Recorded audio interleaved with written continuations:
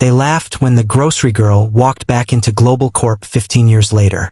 They saw a woman in a utility shirt with dirt on her skin.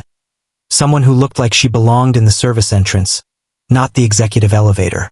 Jin Tae-kong, the man who had built an empire on the bones of his rivals, didn't even look up from his desk.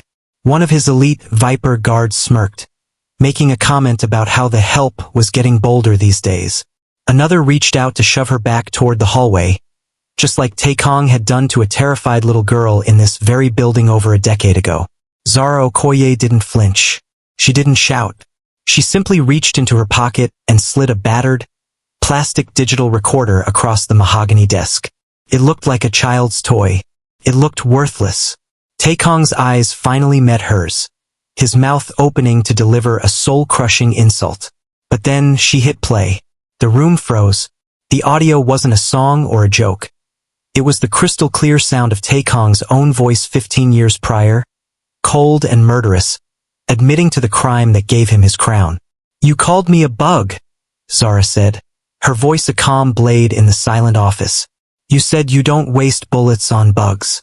You squash them." She leaned over the desk, the smirk from the thumbnail finally touching her lips. "You didn't kill me because you didn't think I mattered. Now, I am the only thing standing between your legacy and a life sentence. You don't fear me because of who I am. You fear me because of what I know." Within 72 hours, the most powerful CEO in South Korea, a man who controlled shipping lanes and government officials with a snap of his fingers, would be reduced to a fugitive. The world's elite Viper squad would be dismantled, not by a rival army, but by the worthless street rat they had mocked. By the time the full moon rose over the Global Corp gala, every man who had laughed at her arrival would be pleading for her silence. If you believe that the person everyone ignores is often the most dangerous one in the room, hit subscribe right now. Only those who underestimate the quiet ones will scroll past this story. Jin Tae-kong had spent 20 years believing he was a god. From the brutal alleys of Busan to the glass towers of Gangnam, his name was synonymous with untouchable power. But he had forgotten one rule of the underworld. The ghosts you create always come back to collect. 15 years is a long time to hold a grudge, but for Zara Okoye, it felt like 15 minutes. Every time she closed her eyes, she could still smell the cold rain of Seoul and feel the rough fabric of Jin Tae-kong's expensive suit as he shoved her out of that elevator. He had called her a bug. He had looked at her small, shaking frame and decided she was too weak to ever matter. That was his first mistake. His second mistake was thinking a child would forget the face of a murderer. Zara did not live a normal life after that night. While other girls her age were studying for exams or playing sports, Zara was turning herself into a ghost. She spent years in dark gyms, learning how to move without making a sound. She practiced until her knuckles were bruised and her breathing was steady even when her heart wanted to scream. She learned how to take down men twice her size by using their own weight against them. She wasn't just training to fight. She was training to survive a war that Jin Tae-kong didn't even know had started. Her small apartment in the shadows of the city was not a home. It was a command center. One entire wall was covered in a massive wall of evidence. It was a messy web of red string, blurry photographs, and stolen documents. There were pictures of Tae-kong at charity events, looking like a hero in his charcoal gray suits. There were maps of the Global Corp floor plans, marking every camera, every vent, and every guard rotation. Zara knew the building better than the people who worked there. She knew which guards took long smoke breaks and which security codes were changed every Tuesday. She had become an expert at digital shadows. Using the name Ghost, she had spent the last 3 years hacking into the Global Corp servers. She watched Tae-kong through his own security cameras. She saw him shout at his staff, saw him drink expensive whiskey alone in his office, and saw the way he gripped his desk when things didn't go his way. He was powerful, yes, but he was also paranoid. He was a king who knew that his throne was built on a pile of lies. Zara sat in front of her monitors, the blue light reflecting in her calm, dark eyes. She reached out and touched the old, plastic toy recorder sitting on her desk. It was scratched and faded, but it was her most prized possession. It held the truth that would burn Global Corp to the ground. For 15 years, she had been a witness waiting for the right moment. Now, the merger was only days away. The billionaire was at the height of his power, which meant he had the furthest to fall. She pulled on her tactical gloves and laced up her heavy boots. The time for watching from the shadows was over. It was time to walk through the front door. Jin Taekong thought he had squashed a bug all those years ago. He was about to find out that some bugs carry a sting that can stop a giant's heart. Walking back into the lobby of Global Corp felt like stepping into a lion's den.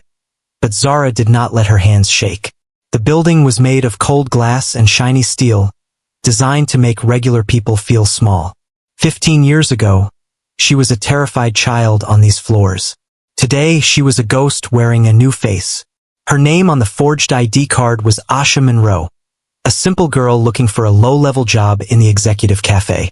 The human resources manager looked at Zara's plain clothes and her humble posture. Zara kept her eyes down, acting like someone who was just happy to be in such a grand place. She knew exactly how men like Jin Taekong thought. They loved to surround themselves with people who looked weak because it made them feel more like kings. To get close to the king, she had to play the part of the servant. The executive suite is a very high-pressure environment, the manager said, tapping a pen against the desk. Mr. Jin does not like mistakes. He does not like noise. Are you sure you can handle it? Zara gave a small, shy nod. I just need the work, sir. I'm very quiet, and I follow orders perfectly. It was the ultimate lie. She wasn't there to follow orders. She was there to dismantle them. But the manager bought it. He saw a young woman who wouldn't cause trouble, someone invisible enough to blend into the background while serving expensive coffee to the most powerful man in the country. A few hours later, Zara was given a thin, gray uniform. It was a scratchy fabric that felt like a disguise. She was led up the private elevator, the same one where Taekong had once screamed at her. As the gold doors slid open on the top floor, the air felt thinner and colder. This was the heart of the empire. She saw him through the thick glass of the main office. Jin Taekong was standing by the window, looking out at the city like he owned every street light and every soul below. He looked older, his charcoal suit even more expensive than before, but his energy was just as mean. He was arguing with a tall man in a tactical vest, likely one of his Viper guards. Zara began her work in the small kitchen area just outside his office. She moved with a slow, careful grace, setting out china cups and polishing silver spoons. She was so quiet that the guards eventually stopped looking at her. They treated her like a piece of furniture. That was exactly what she wanted. While she pretended to obsess over the temperature of the water, her eyes were scanning the room for the security hubs she had studied on her wall of evidence. She was finally in the inner circle. She was close enough to hear the low rumble of Taekong's voice and smell his heavy cologne. He had no idea that the invisible waitress bringing him his morning espresso was the same girl he had thrown away like trash. Zara felt a cold spark of joy in her chest. The trap was set, and the hunter was now inside the house. When the sun went down and the expensive lights of Global Corp dimmed, the building changed. The busy sounds of shouting bosses and ringing phones were replaced by the low hum of the air vents. This was when Zara became the digital ghost. She did not leave when her shift ended. Instead, she hid in the small, cramped storage closet behind the executive kitchen, waiting for the night guards to finish their first walk. She pulled her tactical gear from a hidden bag. Gone was the shy waitress in the gray uniform. In her place was a woman dressed in black, her hands covered by fingerless leather gloves. Zara moved through the dark hallways like a shadow. She knew exactly where the motion sensors were located. She had memorized the timing of every security camera, counting the seconds in her head as the lenses turned away from her. To the high-tech systems of Global Corp, she simply did not exist. Her target was the private server room hidden behind a wall of reinforced steel. This was where Jin Taekong kept his black ledger, the digital record of every bribe, every threat, and the murder Zara had seen 15 years ago. She reached the door and pulled out a small, glowing device she had built in her apartment. She pressed it against the electronic lock. The screen flickered with lines of code, fighting against the building's heavy firewalls. Zara held her breath, listening for the heavy thud of a guard's boots on the carpet. With a soft beep, the light on the door turned from red to green. Zara slipped inside. The room was freezing cold and filled with the blinking blue lights of 100 computer towers. She didn't waste a second. She plugged her drive into the main terminal. Her fingers flew across the keyboard, bypassing passwords that would have stopped a normal hacker. She wasn't just fast. She was driven by a decade of anger. Suddenly, a file appeared on the screen. It was labeled with the date of that rainy night 15 years ago. Zara's heart hammered against her ribs as she opened it. There it was. The original security footage and the wire transfer receipts that proved Taekong had paid to have his rivals removed. It was the biggest crime. The one he thought he had deleted forever. As the data began to copy onto her drive, a flashlight beam swept past the frosted glass of the server room door. Zara froze. She ducked under the desk, her hand resting on the hilt of a small stun baton at her waist. The guard paused, his hand on the door handle. Zara watched the handle turn slowly, but the lock she had reset held firm. After a long, terrifying minute, the footsteps faded away. The download bar hit 100%. Zara pulled the drive and vanished back into the shadows. She had the proof she needed. Jean Taekong thought his secrets were buried in the past, but the digital ghost had just dug them up. The king's throne was finally starting to crack. The first crack in Jean Taekong's perfect world appeared on a Tuesday morning. It wasn't a loud explosion, but a quiet headline on a news website that sent the entire executive floor into a panic. A minor scandal about a stolen land deal in Busan had leaked to the press. To the public, it looked like a small mistake, but to Taekong, it was a message. That specific document had been locked in his private server, the same server Zara had visited in the dead of night. From her spot in the kitchen, Zara watched the chaos through the glass walls of the main office. Taekong was no longer the calm king of global corporation. He was pacing back and forth like a caged animal, his face turning a dark, angry red. He slammed his fist onto his mahogany desk, sending his crystal water glass shattering onto the floor. Zara moved forward with a tray and a cloth, acting like a helpful, invisible worker. As she knelt to clean up the glass, she could hear his ragged breathing. "Someone is inside," Taekong hissed to his head of security. "Someone is stealing from me. I want this building turned upside down. I want every phone checked, every locker searched, and every employee questioned until their throats are sore." The head of the Viper Squad nodded, his face as cold as stone. Within an hour, the brutal internal investigation began. The mood in the building shifted from corporate professional to military lockdown. Guards moved through the hallways in pairs, grabbing employees and dragging them into small, windowless rooms for questioning. People who had worked for the company for years were crying, their hands shaking as their personal belongings were dumped out onto the floor. Zara didn't let the fear touch her. She stood in line with the other kitchen staff, her face a mask of simple, quiet confusion. When it was her turn, a guard shoved her into a chair and shone a bright light in her eyes. He asked her about her past, her family, and why she had joined the company so recently. Zara gave her rehearsed answers in a soft, trembling voice, playing the part of the scared waitress perfectly. She looked so small and unimportant that the guard eventually sighed and waved her away. "She's just a girl," the guard muttered to his partner. "She doesn't even know how to use a computer, let alone hack a server." Zara walked back to the kitchen, her heart beating a steady, calm rhythm. Taekong was looking for a mole, but he was looking for a high-level executive or a rival spy. He was so blinded by his own ego that he couldn't see the threat standing right in front of him. As she poured a fresh cup of coffee for the man who had ruined her life, she noticed the way his hands were shaking. The king of Global Corp was finally starting to feel afraid. The first leak was just a warning. The flood was coming, and Jean Taekong was not ready to drown. The office was quiet, but the air felt heavy, like the moments right before a thunderstorm. Jean Taekong sat behind his desk, staring at a screen that showed the falling stock prices of Global Corporation. When Zara entered with his afternoon tray, She didn't make a sound.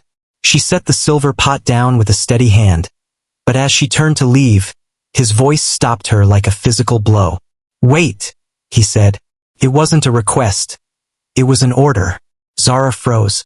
She slowly turned back, keeping her head low and her hands clasped in front of her. "Yes, Mr. Jean? Is something wrong with the coffee?" Taekong didn't answer right away. He stood up and walked around the desk, his expensive shoes clicking against the hard floor. He stopped just a few feet away from her. He was taller than she remembered from the elevator, but she was no longer a small child. She took a deep breath, pushing her white-hot rage into a dark corner of her mind. To him, she had to remain Asha, the simple waitress. "Look at me," he commanded. Zara lifted her gaze. She made her eyes look wide and slightly watery, acting as though she were terrified of his power. Taekong narrowed his eyes, studying her face as if he were trying to solve a difficult puzzle. The silence stretched on, becoming more uncomfortable with every second. Zara could feel the weight of his stare on her skin. Searching for a secret, she wasn't ready to give up yet. "Have we met before?" he asked, his voice low and suspicious. "There is something about your eyes. Something familiar." Zara gave a small, nervous laugh. "I don't think so, sir. I only moved to the city a few months ago. I grew up far away from here." Taekong took a step closer, crossing his arms. "The way you move, you don't walk like a waitress. You move like someone who is waiting for a fight. And your eyes, they aren't scared." "Not really." Zara felt a chill go down her spine.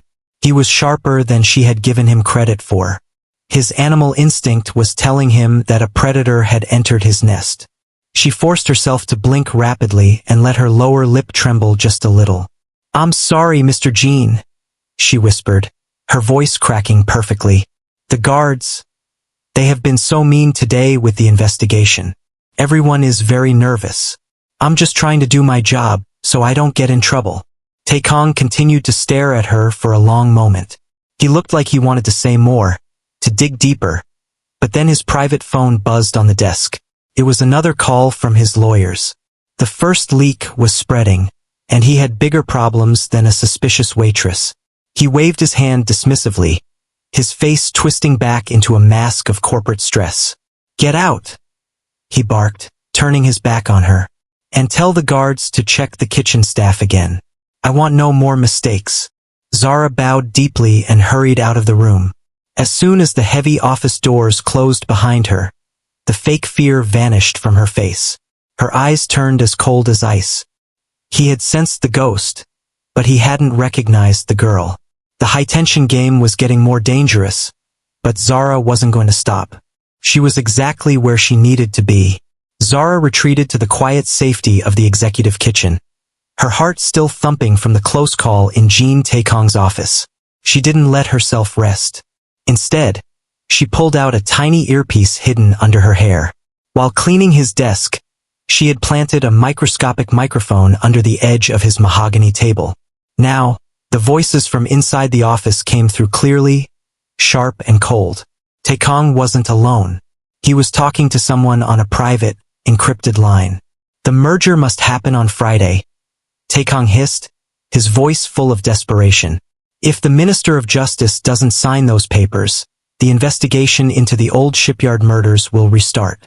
I paid him millions to make sure that file stayed buried for good. If I go down, he goes down with me." Zara felt a chill that had nothing to do with the air conditioning. The biggest crime wasn't just a corporate secret. It involved the highest level of the government. The very person who was supposed to uphold the law, the Minister of Justice, was the one helping Taekong hide the bodies from 15 years ago. She leaned against the cool metal of the industrial fridge, her mind racing. She had planned to take her evidence to the police, but now she realized that would be a death sentence. If the government was in Taekong's pocket, the police would simply hand her over to the Viper Squad. The evidence would vanish, and so would she. There was no one left to trust in the system.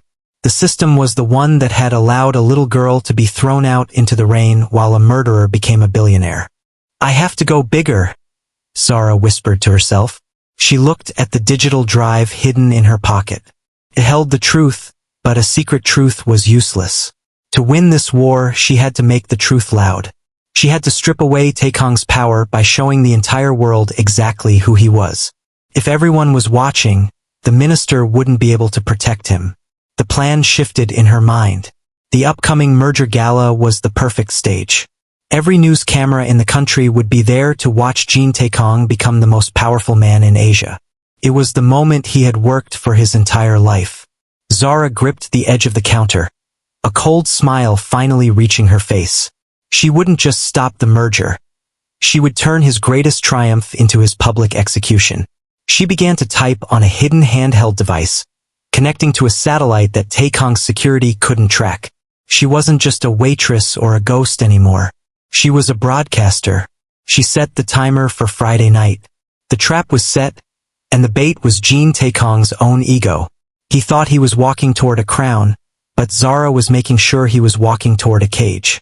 The countdown to the end of Global Corp had officially begun.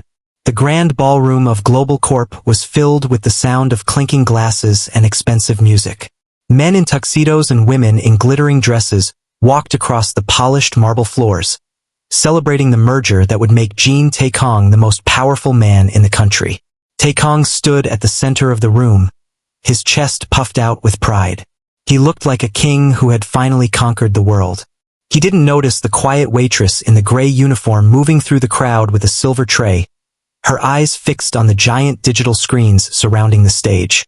Zara checked her watch. It was time. She slipped into a side hallway and pulled out a small remote device. With one steady press of a button, she bypassed the building's main computer. Suddenly, the upbeat music stopped. A heavy, uncomfortable silence fell over the ballroom. Every screen in the building flickered from gold to a grainy, dark gray. Then, a voice began to play. Not the voice of a billionaire, but the cold, younger voice of a murderer from 15 years ago. The minister will keep the files buried. The recording boomed through the high-quality speakers. The shipyard bodies stay where they are. And that little girl? She's a bug. I already squashed her. The ballroom froze. Hundreds of guests turned to look at Taekong, who had gone as pale as a ghost. His glass of champagne slipped from his hand and shattered on the floor. Before he could shout an order, the building's red alert system kicked in. Zara had rigged the security to react to the leak as a total hack. Heavy iron shutters slammed down over every window. The exit doors locked with a loud, metallic thud.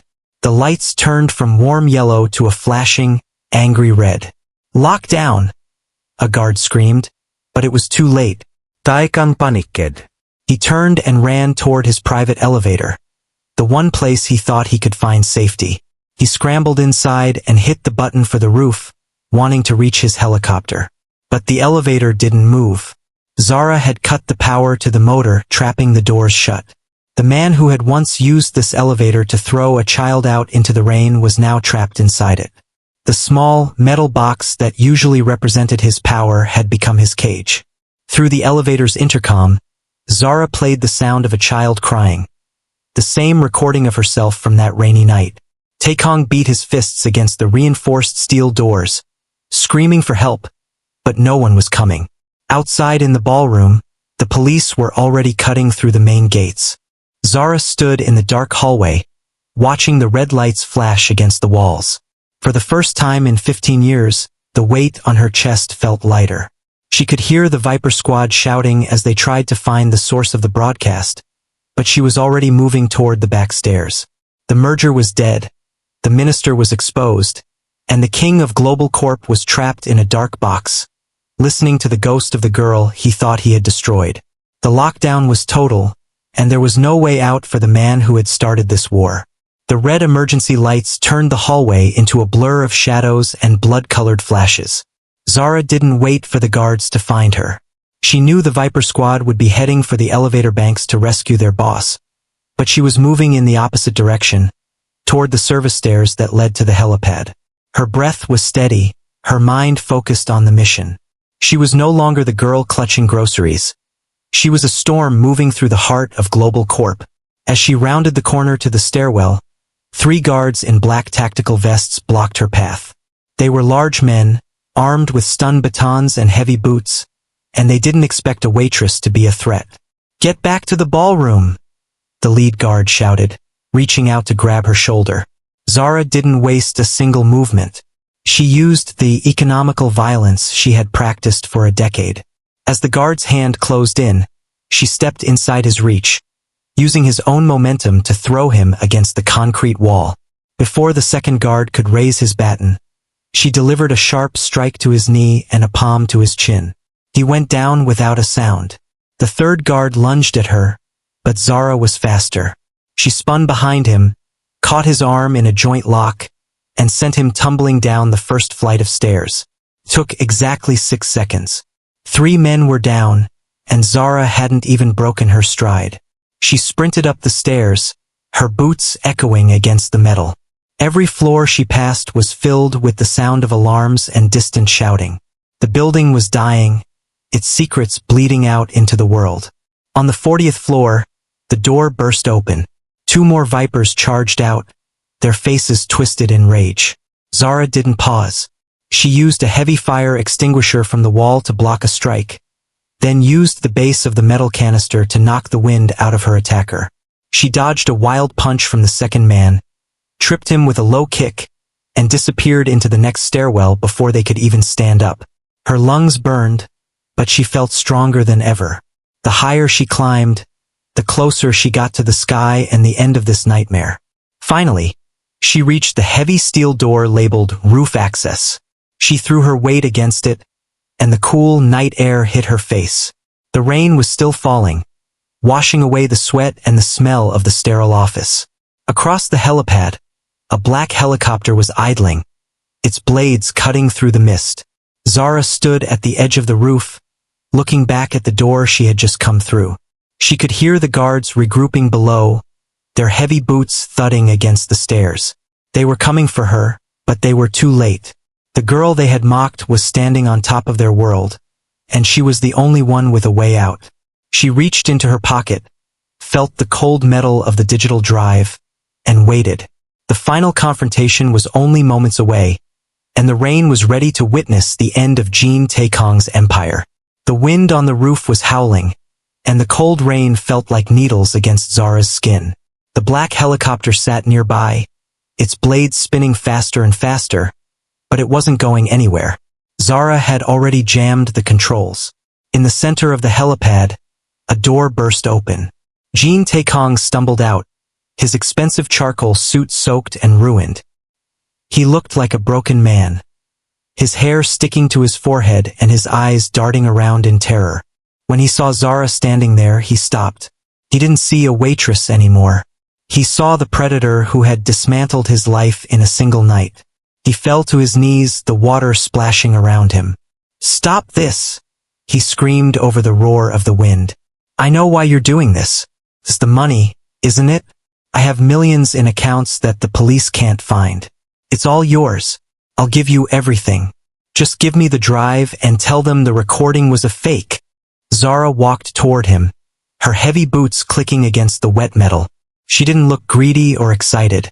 She looked tired, like someone who had been carrying a heavy weight for a very long time. She reached into her tactical vest and pulled out the old plastic toy recorder. It was scratched, and the bright colors had faded to a dull gray, but in the flashing red lights of the building, it looked like a holy object. "You think your money can fix this?" Zara's voice was calm, cutting through the storm. She held up the toy so he could see it. "This recorder was in my grocery bag the night you pushed me out of that elevator. It heard everything. It heard the way you laughed after you took those lives. It heard the way I cried while you called me a bug." Taekong stared at the toy, his mouth hanging open. He tried to reach out, his fingers shaking. "I'll give you 10 million. 20. Just let me get on that helicopter and disappear. You can have the company. You can have it all." Zara knelt down so she was at eye level with him. The smirk from the thumbnail was gone, replaced by a look of deep, cold justice. "You still don't get it, do you? You spent 15 years building a kingdom out of blood, thinking you could buy your way out of the truth. But I didn't spend 15 years training so I could be rich like you." She leaned closer, her voice dropping to a whisper that felt louder than the thunder. I'm not here for your money, Jin Taekong. I'm here for the girl you threw away. I'm here to show you that the people you think are nothing are the ones who will eventually bring you to your knees. Down below, the sound of police sirens grew louder. Blue and red lights reflected off the clouds above. Zara stood up and dropped the toy recorder into his lap. It was empty now. The files were already playing on every news station in the world. She turned away and walked toward the edge of the roof, disappearing into the shadows of the cooling towers just as the first police officers burst through the door. Jin Taekong sat in the rain, clutching a plastic toy and sobbing, while the empire of Global Corp crumbled beneath him. The war was over. Zara Okoye was no longer a ghost, and the girl in the white sneakers was finally at peace.